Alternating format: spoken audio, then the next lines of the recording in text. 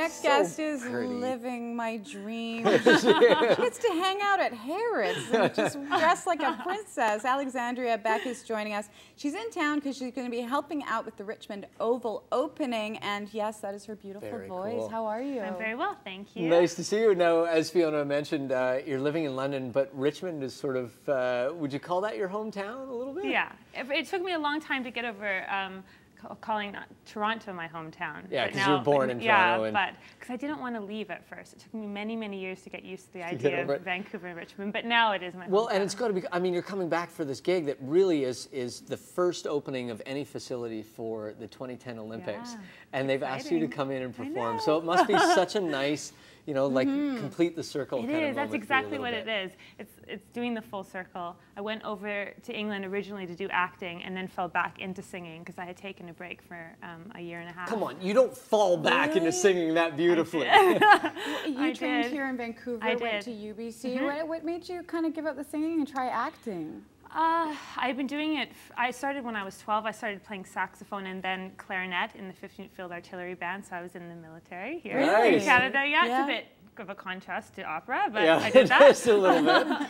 I did that, and then I think it was just I had done it for so many years. I needed, you know, a bit of a break. I needed to step back. And acting, you know, is not too far. No, not too. You have to tell us what you do at Harrods. Wait. Can you shoot guns and stuff? Like, do you know all about the full military? Yeah. Can you kick my ass? Is what I'm asking right now. Probably.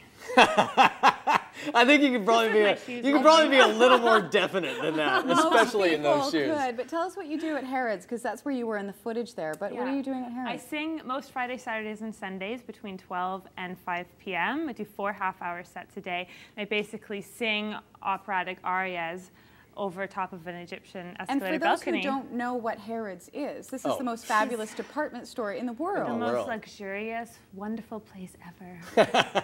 Do you get to shop? Do you just shop? Yeah, sometimes I just walk around in my breaks and dream. It's a wonderful, wonderful place for an adult. How did you get this job? I mean, how did this sort of come into your life?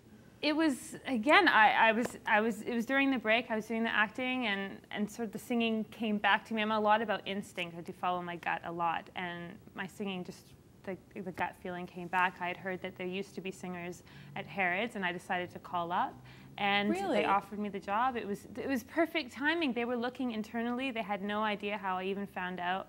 It was just an instinct that said, meant to be. Yeah. How are the acoustics in there? Because anyone who's walked through there knows what a big, beautiful, you know, beautiful ceilings, everything else. It must be a beautiful really place. good acoustics. I mean, I'm in the escalator area. It's a bit strange, and it's 5 floors going up. So you'd think the sound gets soaked up because there's so much space, but I think they spent, I mean, an exorbitant amount of money on making it look very Egyptian, so the acoustics are amazing. Now, is it just your voice, or do they have amplifiers and backing tracks? Wow. Yeah, so it's CDs, but I don't use a microphone. But every day people ask me if I'm miming. Oh, do they really? Every single day. Are you lip syncing? Yeah, yes, pretty much. Because lip syncing arias is the easiest thing ever. Yeah. When did you discover that you had an operatic voice?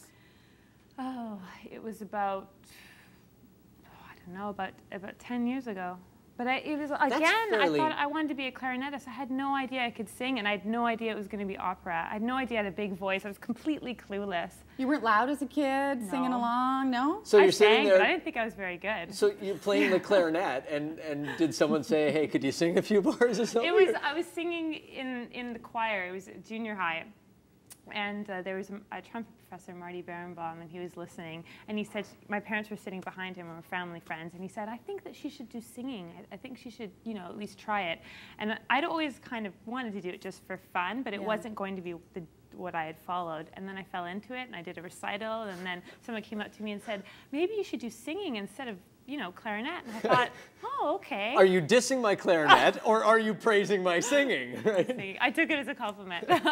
Nice, I love it. Well, and what fun. I mean, to end up in such a different place and living your life and being able to forge sort of a dream over there as well. It's been amazing. I've been very, very lucky. I work very hard, but I am very fortunate to be able to live as a singer, especially in a foreign country. No kidding. Have you seen the skating oval that they're opening? Have you had a chance to see the building? I saw it last Everyone's night. talking about this. For people who haven't had sort of a sneak peek at it, We're looking at it right can you give now. any idea of how beautiful this place is for people? It's very big.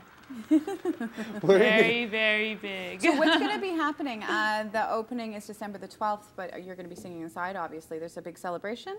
Yeah, it's during it. I believe it starts at 4:30. Yeah. And I'm starting at 5 o'clock. I'm opening with the anthem with the Richmond Youth Choir, which is about 125 children. Is singing an anthem scary? Scarier than other things? It is when you're doing it in English and French. Oh. But you're used to singing in other languages because of the opera, right? I am, but when it is the anthem and it's for an Olympic event in home country. Pressure. A little bit. A little bit. Have you ever done the anthem in French before, or will this be your first? I did it November. I did in London. I sang for the Canadian Memorial for Remembrance Day because I'm a big supporter of our troops. Of course, the military. Stuff. Yeah. So that was my first experience. It was a little bit nerve-wracking again because there was a colonel and the high commissioner, and they all speak French, and I thought, oh no. Well, and my this is accent. such a big event for Vancouver and for Canada, really. I mean, celebrating the Olympics. Yeah. The Prime Minister is coming in, and all these other people. So it's going to be just a tremendous event. Yeah, what are you going to wear? 2 outfits. I was going to say, and high heels. Look at your shoes, by the way. Can we admire your shoes? Those aren't high heels. Those Do you are find you high sing heels. better when you wear really high heels? Everything is better in high heels. Thank you.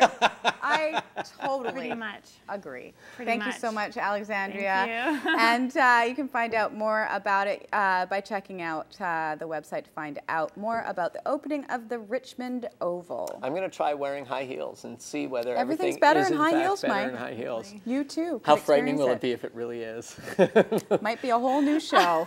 Thank you. whole We're new going to take a life. break, and when we return, we are going to be making some chocolate right after this.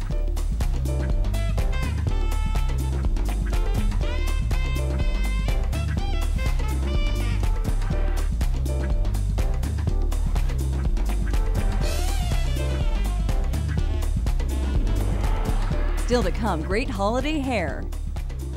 And impress your friends with deluxe dishes even you can make at home.